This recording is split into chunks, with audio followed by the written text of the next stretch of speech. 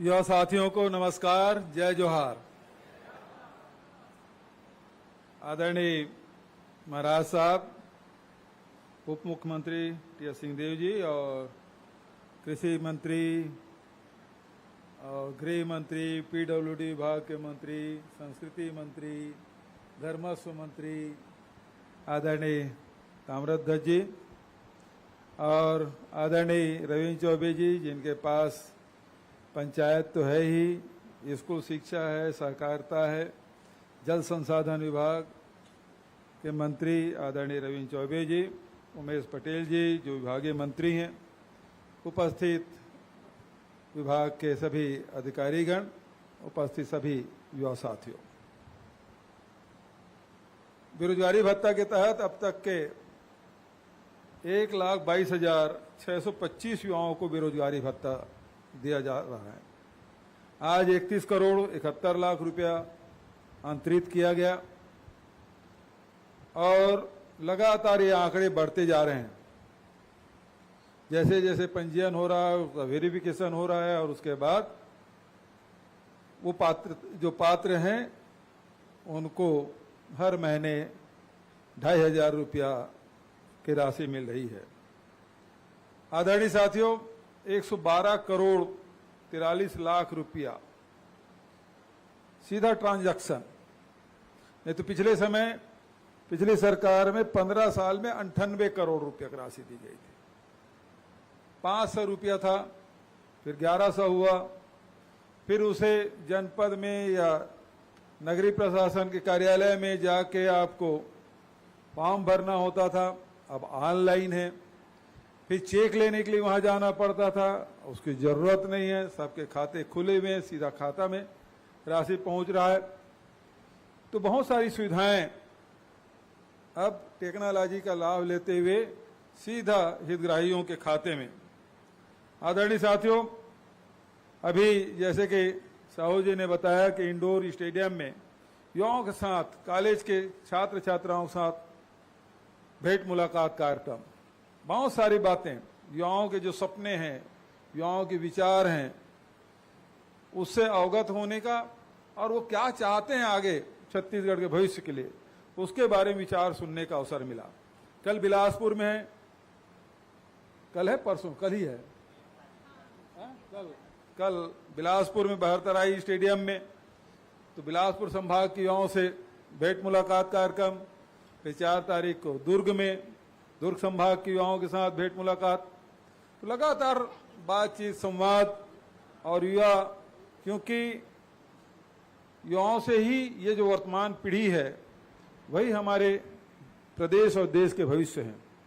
कैसे छत्तीसगढ़ को गढ़ना है वो आप सबके कंधों पर है और इसलिए आपको आर्थिक रूप से, वैचारिक रूप से बहुत मजबूत होना होगा। यदि छत्तीसगढ़ को हम मजबूत बनाना चाहते हैं तो युवा मजबूत होंगे, तब छत्तीसगढ़ मजबूत होगा। और इसलिए मैं पहले दिन ही भाषण दिया था, जब पहली बेरोजगारी भत्ता जब मैंने वितरित किया, तब मैंने कहा था मुझे खुशी नहीं है कि मैं बेरोजगारी भत्ता दे रहा हूं, मुझे खुशी तब होगी जब आपके हाथ में रोजगार होगा। ये बात मैंने कही थी। उसी दिन एक साथी जो खैरागढ़ से आया था, वो बोले भर्ती आप कब खोलेंगे। इत्तेफाक देखिए कि 30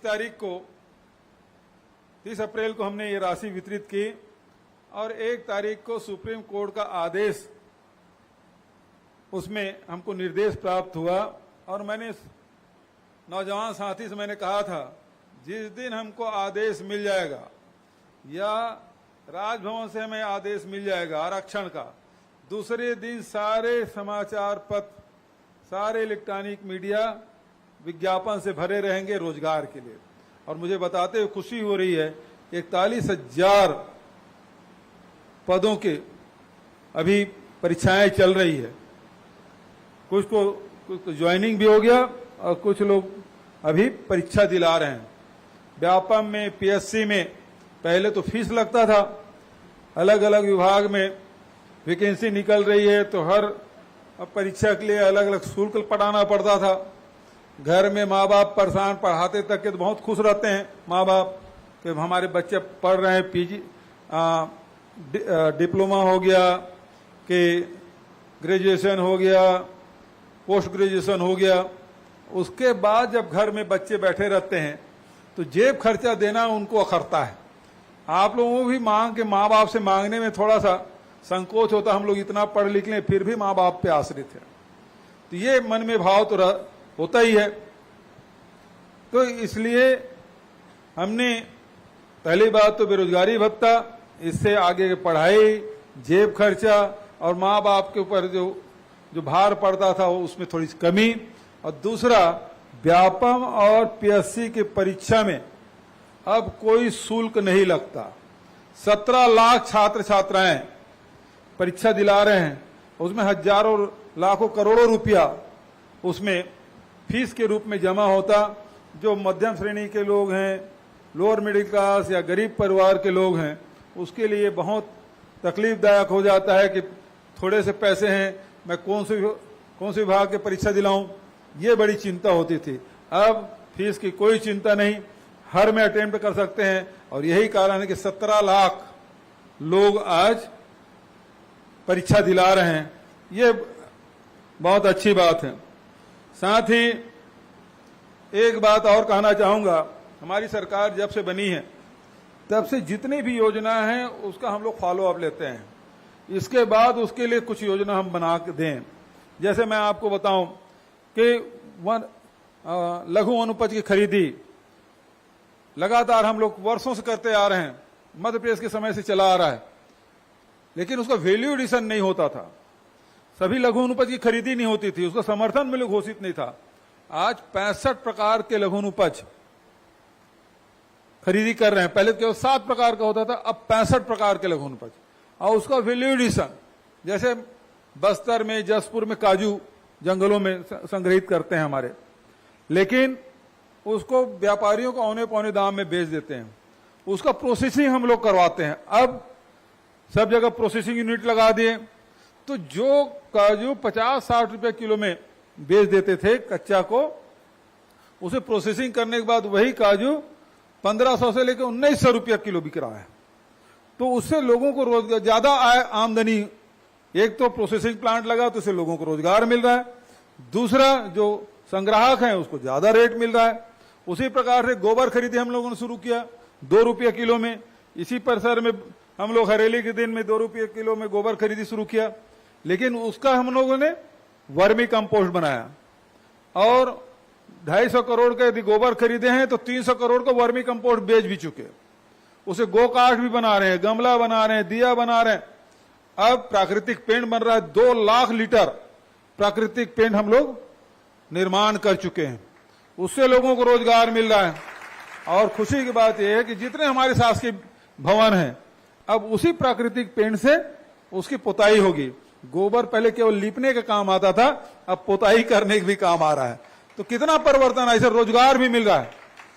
तो अब आज उसी प्रकार से ये जो योजना है जिसमें बेरोजगारी भत्ता दे रहे हैं, लेकिन साथ साथ कौशल प्रशिक्षण के भी हम लोग काम हाथ में लिए हैं। सारे कलेक्टर लगे हैं, सारे विभाग के अधिकारी लगे हैं, और मुझे बताते हुए खुशी हो रही है, ये अप्रैल से हम लोगों ने शुरू किया। 1,22,000 जब बेरोजगारी भत्ता दे रहे हैं, 6,000 लोगों को अभी तक के हम लोगों ने रोजगार से जोड़ दिए हैं। अभी बहुत सारे जो नौजवान बच्चे बच्चियां हैं, सबको प्लेसमेंट एजेंसी के माध्यम से उनको रोजगार मिला है।